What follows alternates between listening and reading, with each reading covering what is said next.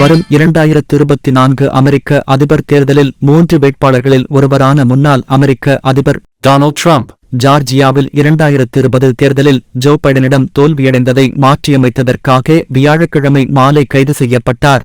Criminal குற்றச்சாட்டுகளை எதிர்கொள்ளும் முதல் அமெரிக்க அதிபர் ட்ரம்ப்.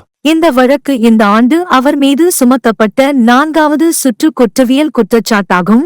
வரவிருக்கும் 2024 அதிபர் தேர்தலில் போட்டியிட்டு வெள்ளை மாளிகைக்கு அதிபராக மீண்டும் திரும்ப விரும்பும் அவருக்கு இது சட்டப்படியான சிக்கல்கே அதிகரிக்கிறது. ஜார்ஜியா தேர்தல் முடிவை மாற்றுவதற்கு 18 இணை பிரதிவாதிகளுடன் கூட்டுச் சேர்ந்ததாக குற்றம் சாட்டப்பட்ட ட்ரம்ப் தென் மாநிலத்தின் அட்லாண்டாவின் ஃபுல்டன் கவுண்டி சிறைச்சாலைக்கு கொண்டு சென்று பிறகு பிணையில் விடுவிக்கப்பட்டார். டொனால்ட் ட்ரம்ப் மீதான ஜார்ஜியா தேர்தல் வழக்கு ஏன்?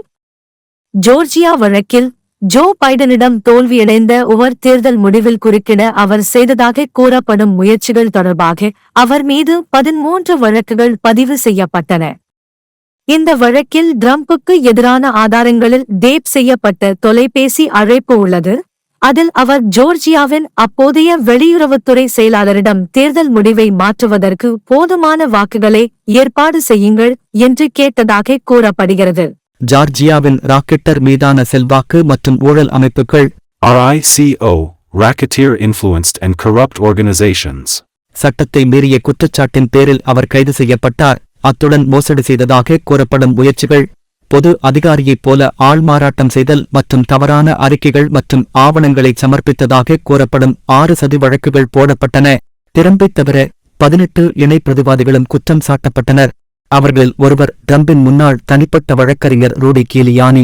கியூலியானிக்கு எதிரான குற்றச்சாட்டுகள், தேர்தலுக்குப் பிறகு உள்ளூர் சட்டமன்ற உறுப்பினர்கள் மீது செல்வாக்கு செலுத்த முயற்சித்ததாக கூறப்படுகிறது. கூடுதலாக ட்ரம்பின் வெள்ளை மாளிகையின் தலைமை அதிகாரியாக பணியாற்றிய மார்க் மெடோஸ் என்பவரும் குற்றம் சாட்டப்பட்டவர்களில் ஒருவர்.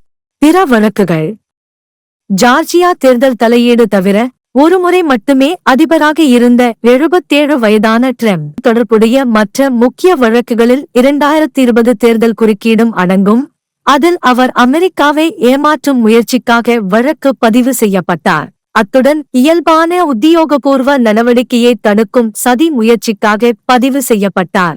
இது ஜனவரி 6, 2021 அன்று பைடனின் தேர்தல் வெற்றியை சான்றளிக்க நடைபெற்ற காங்கிரசின் கூட்டு அமர்வின் கூட்டத்தை குறிக்கிறது. இது அவரது ஆதரவாளர்கள் அமெரிக்க கேபிட்டலை தாக்குவதில் உச்சக்கட்டத்தை அடைந்தது. கூடுதலாக அவரது மற்ற குற்றச்சாட்டில் இரகசிய ஆவணங்கள் தேடினதும் அடங்கும் மற்றும் இவைகளுக்காக பெரும் தொகையை கொடுத்த வழக்கும் அடங்கும்.